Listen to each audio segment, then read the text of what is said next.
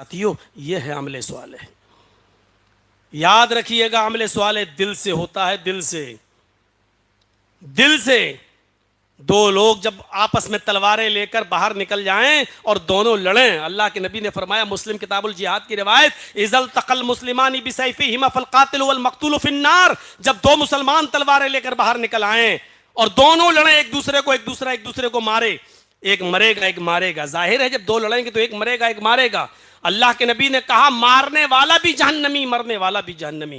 جس نے مارا ہے وہ بھی جہنمی, جو مارا گیا وہ بھی جہنمی. صحابہ نے کہا ذل قاتل فما بال المقتول یا رسول اللہ, اے اللہ کے رسول قاتل کو جہنم میں جانا چاہیے, مارنے والے کو جہنم میں جانا چاہیے, جو بیچارہ مارا گیا ہے, جو مقتول ہے, جو مر گیا, وہ جہنم میں کیوں جائے گا؟ وہ تو مر گیا ہے, وہ کیوں جائے گا؟ وہ تو مارا گیا. تو جانتے ہو اللہ کے رسول نے کیا کہا؟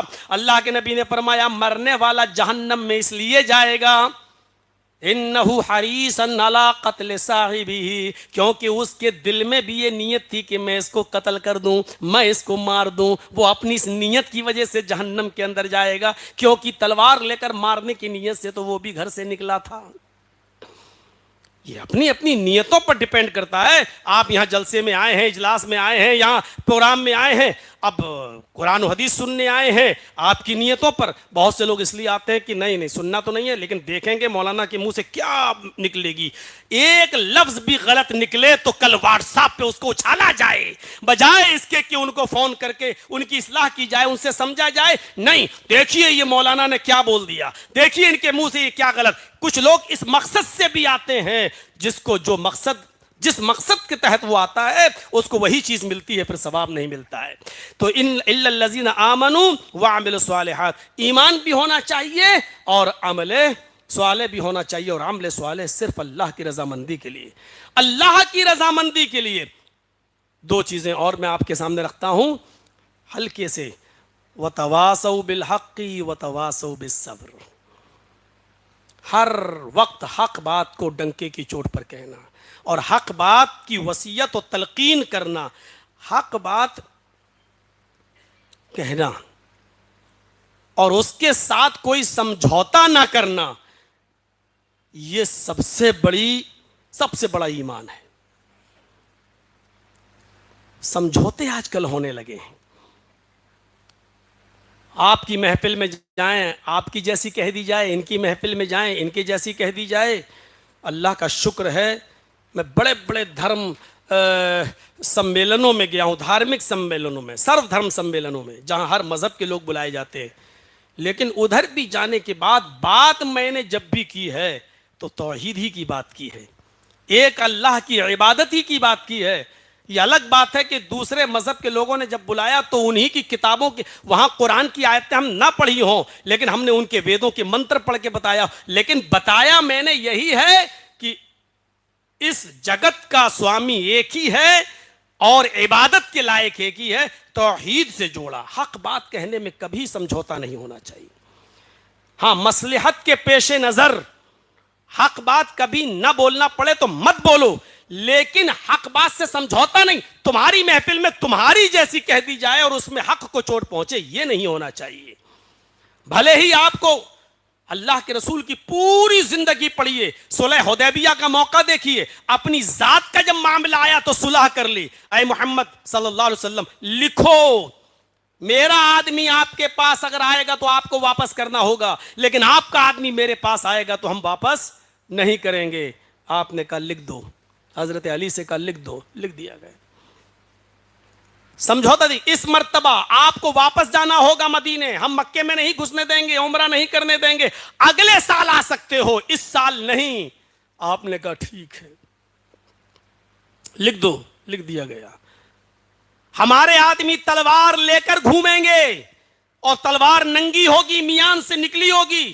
آپ آئیں گے, آپ کے صحابہ آئیں گے, لیکن 3 دن سے زیادہ مکہ میں رہنے کی اجازت نہیں ہوگی. اور تلوار لے کے آ سکتے ہیں لیکن تلوار میان میں ہوگی, کھلی نہیں. ہمارا گھر مکے میں, ہمارے آباء و اجداد کی زمینیں آج بھی مکے میں, لیکن ہم ہی کو 3 دن سے زیادہ رہنے کی اجازت نہیں.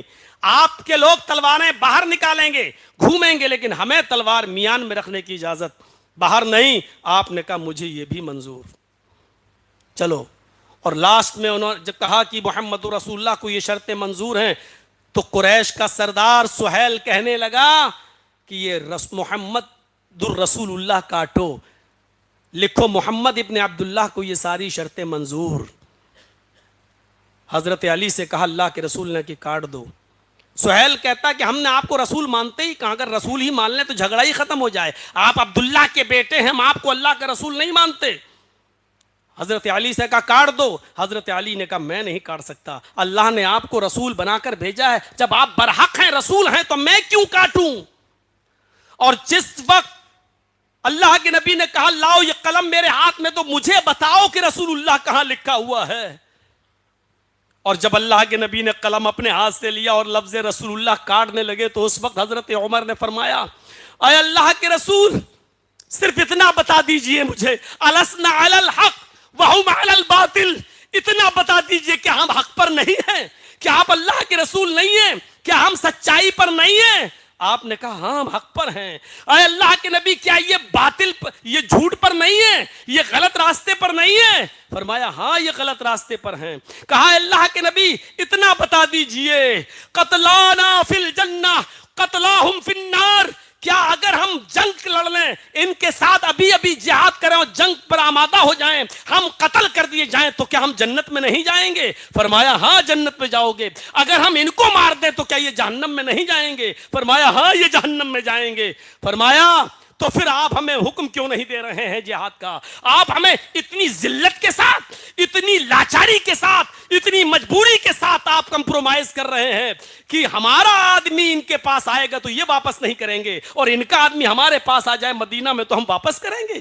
اتنا کمزوری کے ساتھ آپ نے فرمایا عمر اس وقت جو میں سمجھ رہا ہوں وہ تم نہیں سمجھ رہے ہو، اس وقت جو میں سوچ رہا ہوں وہ تم نہیں سوچ رہے ہو۔ اور اللہ کے رسول نے لفظ رسول اللہ اپنے ہاتھ سے کاٹ دیا، اور پھر لوگوں نے دیکھا 2 سال 3 سال کے بعد کہ کس طریقے سے شاندارانہ طریقے سے مکے میں داخل ہوتے ہیں اور مکے کو فتح کرتے ہیں، اور 10,000 صحابہ کے ساتھ مکے میں گئے اور سب سے پہلے خانہ کعبہ کے اندر گھستے ہیں اور انہی مورتیوں کو گراتے ہیں جو شرک کا اڈا بنی ہوئی تھیں۔ حضرت علی کے کاندھے پر تھے، چھڑی آپ کے ہاتھ میں تھی، اور ایک ایک بت کو گراتے جاتے تھے اور کہتے جاتے تھے جاء الحق وزهق الباطل ان الباطل کان زہوقا، حق آ گیا اور باطل مٹ گیا اور باطل کو تو مٹنا تھا۔ یہ نبی اکرم کی دور رس سوچ تھی، دور اندیشی تھی۔ اگر اسی وقت مار دھاڑ پر اتر آتے تو میرے بھائیوں اتنی شاندار طریقے سے مکے کو فتح نہیں کیا جاتا، لیکن سمجھوتا کمپرومائز یہاں پر بھی آ کے کر لیا۔ دیکھ رہے ہیں آپ، سمجھوتا کر لیا۔ لیکن جب یہی کافر یہ کہنے آئے اے اللہ کے نبی، اے محمد ابن عبداللہ ایک کام کر لو، کہا کیا؟ 6 مہینے آپ ہمارے معبودوں کی عبادت کر لیں اور 6 مہینے ہم آپ کے رب کی عبادت کر لیتے ہیں، چلو اس طریقے سے بات آگے بڑھتی رہے گی۔ آپ اور آپ کے صحابہ ہمارے معبودوں کو برا بھلا کہتے ہیں اور ہم آپ کے معبود کو برا بھلا کہتے ہیں، چلو کمپرومائز کر لیتے ہیں، جھگڑا ختم ہو جاتا ہے۔ 6 مہینے آپ ہمارے معبود کی عبادت کر لو اور 6 مہینے ہم آپ کے معبود کی عبادت کر لیتے ہیں۔ تو اللہ کے نبی صلی اللہ علیہ وسلم نے برجستہ کیا کہا؟ قل یا ایھا الکافرون، اے کافرو سن لو، اس معاملے میں اگر سمجھوتا تم مجھ سے چاہتے ہو، کمپرومائز چاہتے ہو، تو میرا 2 ٹوک اعلان سن لو، لا اعبد ما تعبدون، میں ان کی عبادت نہیں کر سکتا جن کی تم کرتے ہو، اور تم بھی اس کی نہیں کر سکتے ہو جس کی میں کر رہا ہوں، میں اس کی کرنے والا نہیں ہوں جن کی تم کر رہے ہو، اور تم بھی اس کی کرنے والے نہیں ہو جس کی میں کر رہا ہوں۔ یہاں پر ایک فیصلہ میرا سن لو، لکم دینکم ولی دین، تمہارے لیے تمہارا طریقہ اور ہمارے لیے ہمارا طریقہ، تمہارے لیے تمہارا دین اور ہمارے لیے ہمارا دین۔ توحید کے معاملے میں سمجھوتا نہیں ہوگا۔ اپنے آپ کو اہل حدیث کا لفظ لگا کر اگر توحید پر سمجھوتا کر رہے ہو تو آپ اہل حدیث کا ٹائٹل ہٹا لیجیے اپنے اوپر سے۔ یہ نام نہاد لفظ اہل حدیث آپ اپنے نام کے ساتھ مت لگائیے. توحید تو یہ ہے کہ خدا حشر میں کہہ دے یہ بندہ دو عالم سے خفا میرے لیے تھا. توحید جس کے اندر ہوگی وہ اپنے باپ کی آنکھوں میں بھی گرجے گا, وہ اپنی اولاد کی آنکھوں میں بھی میرے بھائیوں چبھے گا, وہ اپنے بیوی اور بچوں کی آنکھوں میں بھی چبھے گا, کیونکہ توحید کا مشن بہت زبردست ہے, بہت سخت ہے. توحید کا مشن وہ ہے کہ اس مشن میں سب سے پہلے اپنے ساتھ چھوڑتے ہیں, اپنے ساتھ چھوڑتے ہیں. اور اگر یہ سزا آپ برداشت کر سکتے ہیں, اپنوں کی برائیاں برداشت کر سکتے ہیں, اپنوں کی دشمنیاں مول لے سکتے ہیں, تو اس خاردار جھاڑی میں قدم رکھیے اور اپنے آپ کو اہل حدیث کہلوائیے. اور اگر اس خاردار جھاڑی میں قدم اگر اپنوں کی دشمنی مول نہیں لے سکتے ہو تو آپ بنے رہیے میں تو مسلمان ہوں, میں تو مسلمان ہوں, میں تو مسلمان ہوں. بس ایک ہی لفظ لگائیے اور ہر آدمی اپنے آپ کو آج مسلمان کہہ رہا ہے. میرے بھائیوں, توحید کا دامن بڑا خاردار ہے, اس کو پکڑنے والے کو اپنا کلیجہ مضبوط کرنا پڑے گا. اپنا کلیجہ. کتنی بار اعلان ہوا, عالمگیر صاحب نے بھی کیا, کل بھی اعلان ہوا, مولانا صاحب, جرجی صاحب بڑی مشکلوں میں, دشواریوں میں. ارے یہ میرا کوئی انوکھا معاملہ ہے؟ میں نے مولانا ابوالکلام آزاد کی زندگی کو پڑھا ہے, میں نے علامہ ابن تیمیہ کی زندگی کو پڑھا ہے, میں نے حضرت یوسف علیہ السلام کی قید و بند کی صعوبتوں کو پڑھا ہے. الحمدللہ گیا ہوں, اور اس بات کو ہم فخر سے کہتے ہیں گئے ہیں. کوئی الزام آج تک کوئی ثابت نہیں کر پایا.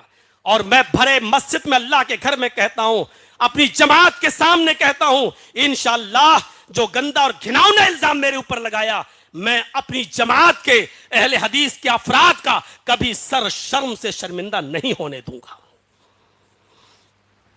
یہ تو ایک کمپٹیشن تھا, اور اس سب کے پیچھے ہمارے اٹاوا کا ہی ایک مولوی لگا ہوا ہے بس, اور کوئی دشمنی نہیں ہے.